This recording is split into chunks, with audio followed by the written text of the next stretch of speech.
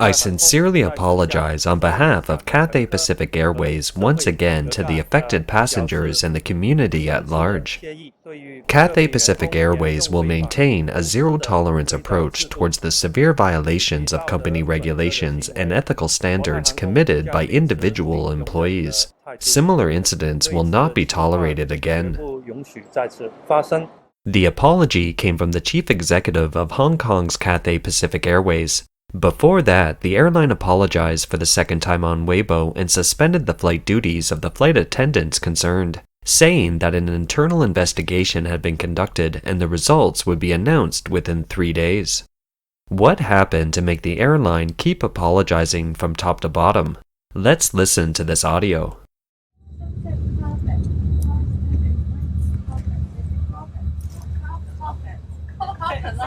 On the floor. Blanket. Don't know. We're gonna say blanket in English. We cannot have it. True. Carpet is on the floor. Feel free if you want. Lie on it.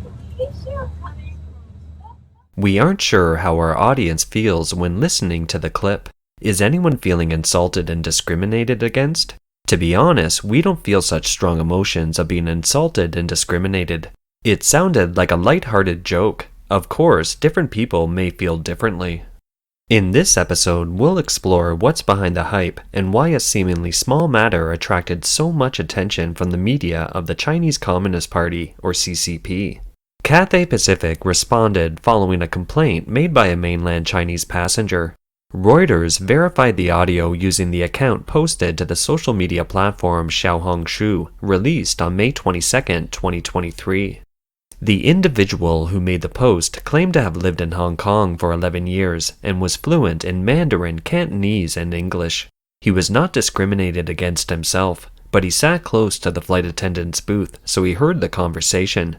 He also spoke to the flight attendant before getting off the plane and said he would file a formal complaint. The post drew attention from across the web in China. Many saw it as discriminatory against mainland Chinese, and various Chinese self-media accounts commented on it. Cathay Pacific issued a statement that evening, saying it was aware of the passenger's unpleasant experience and that the company was deeply sorry. The statement said Cathay Pacific takes the incident very seriously and will investigate it seriously. But the whistleblower wouldn't let up and later posted a message on Xiaohongshu demanding that the 3 flight attendants publicly apologize or he wouldn't delete the post. Moreover, Cathay Pacific should apologize to all passengers who have experienced the unpleasant experience. The response from Cathay Pacific shows that they took the matter very seriously. On May 23rd, Cathay Pacic's chief executive officer publicly apologized to passengers on behalf of the airline. But the Hong Kong airline had no idea that things were headed in an uncontrollable direction. The former editor-in-chief of the CCP's mouthpiece, Global Times, wrote an article commenting on and criticizing Cathay Pacific. A slew of official Chinese communist media joined the fray. The Xinhua news agency, the Beijing Daily, and various provincial official media outlets, among others, scrambled to launch articles denouncing Cathay Pacific and the flight attendants involved. The next day, May 24th, came what you saw at the beginning of this episode when the CEO of Cathay Pacific made a point of apologizing in Mandarin while attending an event in Guangzhou. I sincerely apologize on behalf of Cathay Pacific Airways once again to the affected passengers and the community at large. But it seems that there is a mysterious force that has kept the public's attention on this incident on the Chinese net. On May 25th, another incident occurred where a Cathay Pacific flight attendant was cyberbullied when she said on her Instagram that she only spoke English and Cantonese, which were the languages she was supposed to serve. However, someone made a screenshot of her Instagram and spread it on the net, resulting in a large number of little pink flooding in and attacking her online. Why did this matter suddenly become such a big deal? It should be said that it's inappropriate for Cathay Pacific flight attendants to talk about passengers behind their backs. After all, not all passengers can speak English and Cantonese. Respect for passengers is the professional quality that flight attendants should have. However, this kind of attitude is not exclusive to Cathay Pacific. There are many airlines in mainland China that have flight attendants with this kind of attitude. So, is it necessary to launch such an online criticism against Cathay Pacific? At about the same time, another incident happened to a Chinese airline. Someone's taking secret pictures. Someone's taking secret pictures. The flight attendant in a light blue uniform shouted in panic to the crowd. Someone is secretly filming. Someone's taking secret pictures. The woman's cries for help drew more people in, and eventually the spying individual was caught on the spot. The video was posted on May 24th. The video source said that the man who did the filming was the co-pilot and the son of the director of the safety division of Ximen Airlines. Because the co-pilot's father has power, the airlines have let the matter go. That is to say, in China, all kinds of incidents of all sizes are popping up, and many of them quickly fade away, except for the Cathay Pacific incident in Hong Kong, which is continuing with unusual fervor. Not only are mainland Chinese netizens overwhelmingly criticizing Cathay, a large number of official media also joined in, making severe criticism and accusing it of discriminatory behavior. People's Daily said on May 23rd that Cathay Pacific needs to be rectified and solve the problem from the root. Website ChinaNews.com mentioned in a related commentary on May 24th, "If you see a cockroach in the kitchen, there must be more than one in there."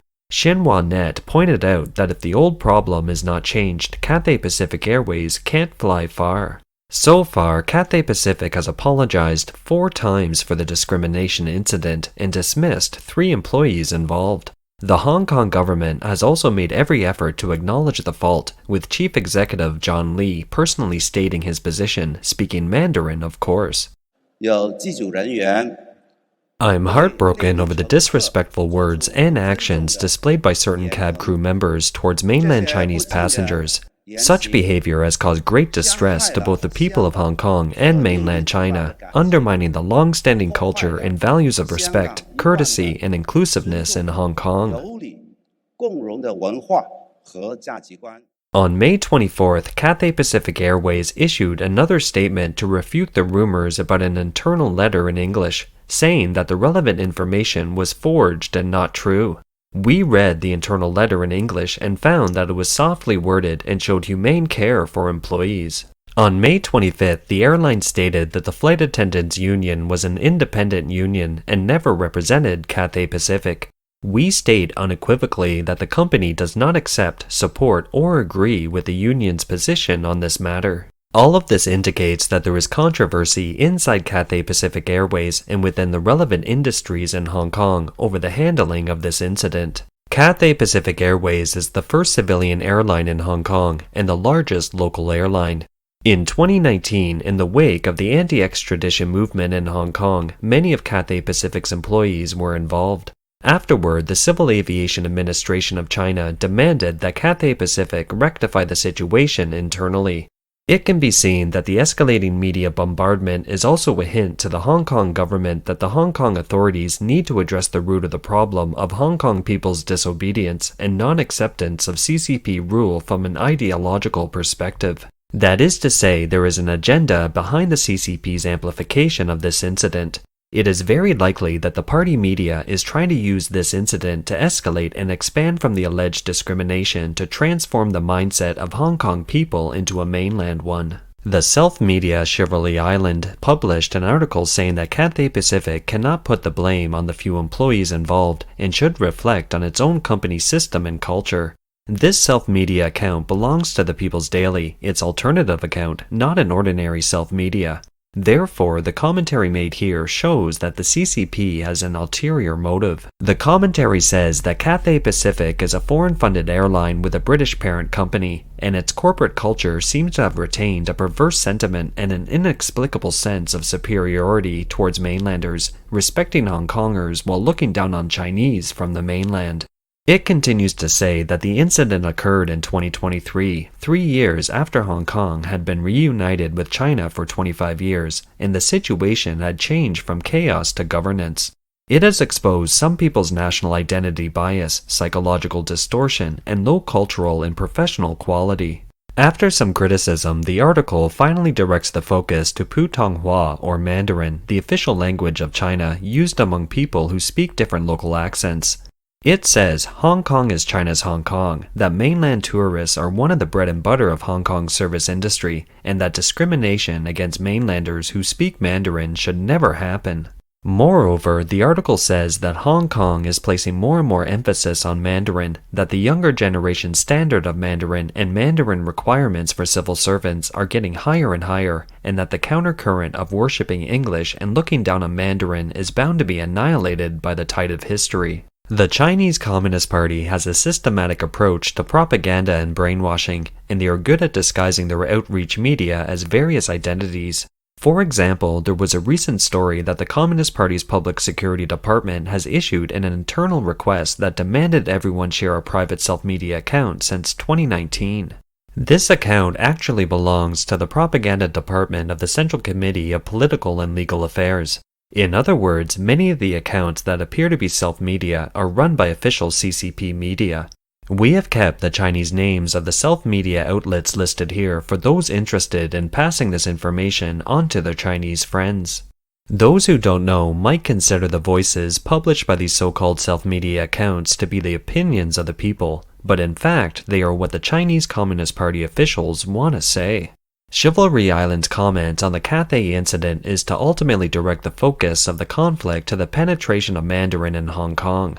It can be said that in a country where the web is tightly controlled, all the buzz on the web is created by the CCP itself. The most effective way for the CCP regime to govern is to mobilize one group of people to fight against another group of people to create public opinion, and then all sorts of party media publish articles to guide them. After entering the internet age, the strategy became to send out special forces, those fake self-media accounts, to guide public opinion to the direction and height they want, and form the public opinion atmosphere it wants. Some people may think that it's good to promote Mandarin, which can facilitate communication. It's just that many people can't imagine the true intentions of the CCP. While promoting Mandarin, Hong Kong is eliminating its Cantonese culture that's thousands of years old. The CCP vigorously promotes Mandarin because it hopes to promote and disseminate the CCP's party culture more quickly and conveniently. Language itself is a carrier of culture, passing it from one generation to the next. It's essential to the preservation and protection of the local culture. Moreover, because of language differences, Hong Kongers and mainlanders have different ways of thinking. In dealing with ethnic minorities in China, for a long time, the CCP has started by eradicating language to eradicate culture. In its treatment of Mongolians, Uyghurs, and Tibetans, what the CCP has done is exactly this, using the party culture to replace local traditional culture and customs. This Cathay incident is becoming an opportunity for the CCP to accelerate the penetration of red culture in Hong Kong, which is what the CCP has been doing, including rewriting Hong Kong's textbooks, especially Chinese history, which will be completely rewritten. As far as the general public in Hong Kong is concerned, it's hard to accuse the so-called Hong Kongers of discriminating against Mandarin-speaking mainlanders. This is because Hong Kongers have always been active in donating support whenever major disasters have struck mainland China. For example, in the tragic Wenchuan earthquake in 2008, Hong Kongers donated HK 20 billion, or about US 2.55 billion. Many families in Hong Kong came from mainland China in previous generations. Hong Kongers can't accept mainland Chinese often because they can't distinguish the difference between the Chinese Communist Party and the Chinese people. Under the influence of the party culture, the little pinks with the temperament of war wolves are unacceptable to most of the overseas Chinese.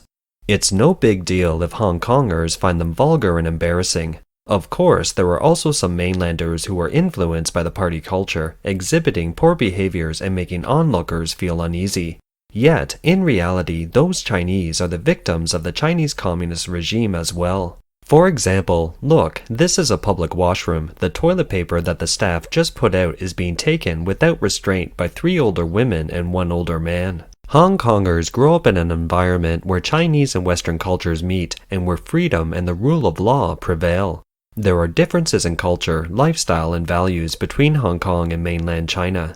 Through Hong Kong and Hong Kongers, mainlanders learn about universal values and the truth about the world, which scares the CCP. Then dividing the mainlanders and Hong Kongers and stirring up their tension is a natural strategy of the CCP. Now, in Hong Kong schools, one can only learn from textbooks used universally in mainland China and can only speak Mandarin, etc.